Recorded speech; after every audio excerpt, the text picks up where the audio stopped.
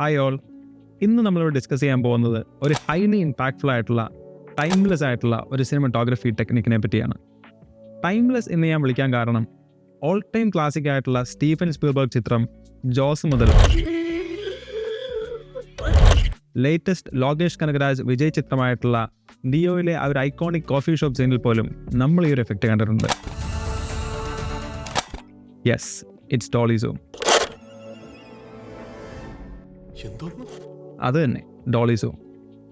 സബ്ജക്റ്റിൻ്റെ സൈസിൽ ഡിഫറൻസ് വരുത്താതെ തന്നെ ബാക്ക്ഗ്രൗണ്ട് എക്സ്റ്റെൻഡ് ചെയ്യുന്നതായോ അല്ലെങ്കിൽ കംപ്രസ് ചെയ്യുന്നതായോ ഒരു ഇഫക്റ്റാണ് ഡോളി സൂം ക്രിയേറ്റ് ചെയ്യുക. ഒരു ബ്രീഫ് ഹിസ്റ്ററി പരിശോധിച്ചാൽ 1950s പുറത്തിറങ്ങിയ സാക്ഷാൽ ആൽഫ്രഡ് ഹിച്ച്കോക്ക് ചിത്രം വേർട്ടിഗോയിലാണ് ഒരു ഡോളി സൂം നമ്മൾ ആദ്യമായി കാണുന്നത്.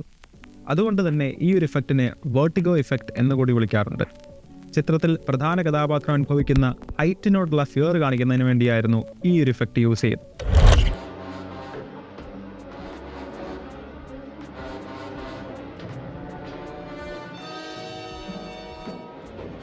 ഇപ്പോൾ പറഞ്ഞതുപോലെ തന്നെ ഒരു ക്യാരക്ടർ അനുഭവിക്കുന്ന ഒരു ഫിയർ, അതല്ലാന്നുണ്ടെങ്കിൽ ഒരു സഡൻ റിവീൽ, ഇതൊക്കെ വളരെ എഫക്റ്റീവായിട്ട് പോർട്രേ ചെയ്യാൻ നമുക്ക് ഡോളി സൂം യൂസ് ചെയ്യാം.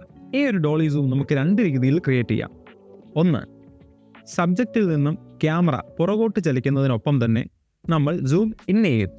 ഇത് നമ്മുടെ ബാക്ക്ഗ്രൗണ്ടിനെ കംപ്രസ് ചെയ്യുന്ന രീതിയിലുള്ള ഒരു ഇഫക്റ്റ് ക്രിയേറ്റ് ചെയ്യുന്നു.